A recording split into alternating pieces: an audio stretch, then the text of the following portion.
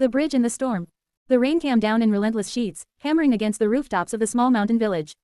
Thunder roared across the valley, shaking windows and rattling nerves.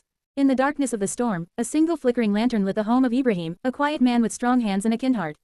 Ibrahim had been preparing to settle in for the night when a frantic pounding came at his door.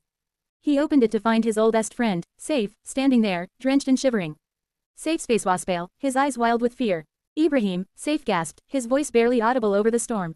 It's my daughter, Layla. Shashik, she's burning with fever. I tried to take her to the doctor in the next village, but the bridge is gone. Ibrahim didn't hesitate. He grabbed his coat and his sturdy boots. We'll find a way, he said firmly. The two men set out into the storm, the lantern a faint light barely cutting through a downpour. Saif explained how the rising river had swept away the old wooden bridge that connected their village to the next, leaving them isolated. Without the doctor, Layla wouldn't make it through the night.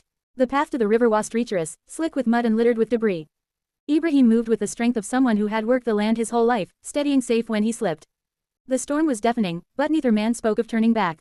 When they reached the river, Saif's shoulder slumped. The bridge was indeed gone, reduced to a few splintered beams swirling in the raging current. The river was wider and fiercer than either of them had imagined, its dark waters churning with a terrifying force. Saif fell to his knees, defeated. It is impossible, he whispered. There's no way across. But Ibrahim didn't waver. He looked around, his mind working furiously. He spotted a narrow tree trunk that had fallen across part of the river upstream, its branches tangled in the rocks. We can use that, he said. Saif shook his head. It's too dangerous. The current will take us. Ibrahim placed a hand in Saif's shoulder, gripping it firmly. Your daughter needs you. And you're not alone in this. We'll do it together. With rope Ibrahim had brought from his house, they secured themselves to one another, a lifeline that would keep them connected no matter what.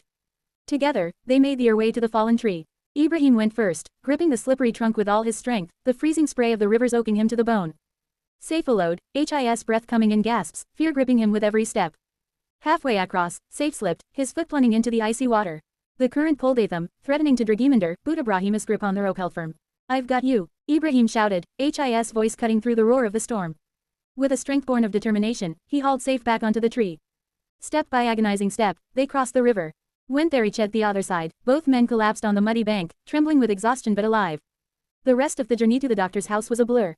When they finally arrived, Ibrahim carried the feverish Layla in his arms, his strength never faltering. The doctor worked quickly, administering medicine and care that would save her life.